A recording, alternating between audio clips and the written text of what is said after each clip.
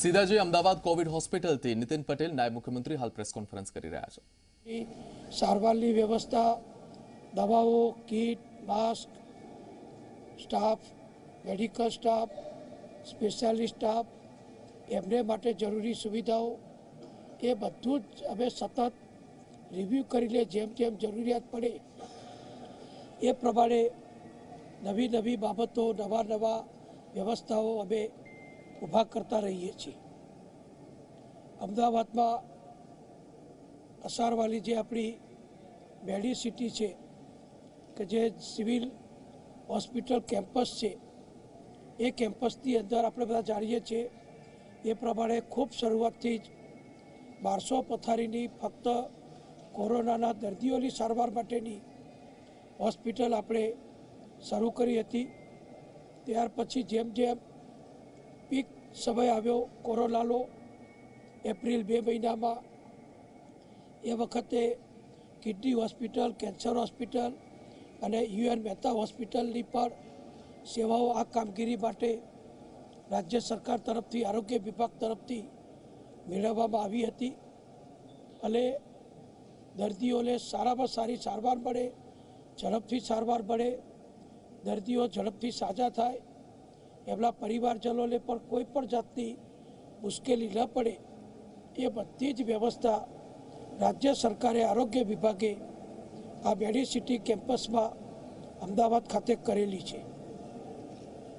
તમે બધા જાણો છો એ પ્રમાણે દિવાળીના તહેવારોના કારણે, રજાઓના કારણે થોડા દિવસથી દર્દીઓની સંખ્યામાં જે વધારો થયો અને 1000-1200 દર્દી જે થતા હતા એની સામે 1500થી વધુ પોઝિટિવ કેસ ગુજરાત રાજ્યમાં આવવાની શરૂઆત થઈ। એટલે તુરત જ મુખ્યમંત્રી શ્રી કક્ષાએ અમે નિર્ણય કર્યો કે કદાચ કોઈ અણધારી પરિસ્થિતિ ઊભી થાય તો એને પહોંચી વળવા માટે અમદાવાદના મેડિસિટી કેમ્પસમાં જે વ્યવસ્થાઓ છે એને વધુ સુદૃઢ બનાવી અને એની સાથે સાથે રાજ્ય સરકારની આરોગ્ય વિભાગની માલિકીની જે મંજૂશ્રી કેમ્પસવાળી જગ્યા છે કે જ્યાં આગળ કિડની હોસ્પિટલનું વિશાળ 10 માળનું 10 લાખ ચોરસ ફીટનું અદ્યતન મકાન લગભગ બનીને પૂર્ણ થઈ ચૂક્યું છે। આખરી હોસ્પિટલ આવેલી છે। રાજ્ય કક્ષાની આખરી હોસ્પિટલનું તો ઉદ્ઘાટન માનનીય વડાપ્રધાન નરેન્દ્રભાઈ મોદીના વરદ હસ્તે આપણે અગાઉ કરીને દર્દીઓની સારવાર ત્યાં ઘણા સમયથી ચાલુ કરી દીધી છે। એટલે અમે નિર્ણય કર્યો કે આ મંજૂશ્રી કેમ્પસમાં આવેલી કિડની હોસ્પિટલના બિલ્ડિંગનો પણ જો જરૂર પડે તો ઉપયોગ કરવો। અને એ નિર્ણય કર્યા પછી આપ સૌને યાદ કરાવું કે ગયા બુધવારે જ અમે અમારા સિનિયર અધિકારી શ્રી પંકજકુમાર, અમારા જયંતિ રવિ, કમિશનર જયપ્રકાશ, જેડી દેસાઈ, નાણાં વિભાગના સચિવ મિલિંદ તોરવડે, અમે બધા જ સિનિયર અધિકારીઓ સહિત ગયા બુધવારે અહીંયા સ્થળ મુલાકાત લીધી હતી। એ વખતે આ હોસ્પિટલમાં મોટા પ્રમાણમાં અન્ય બધું બાંધકામ ચાલતું હતું। અમે મુલાકાત લઈને નિર્ણય કર્યો કે જો જરૂરિયાત પડે તો અહીંયા આપણે વધારાની પથારીઓ તાત્કાલિક અસરથી ઊભી કરવી અને કોન્ટ્રાક્ટરને પણ હવે ઝડપથી બધી કામગીરી કરવા માટે સૂચનાઓ આપી।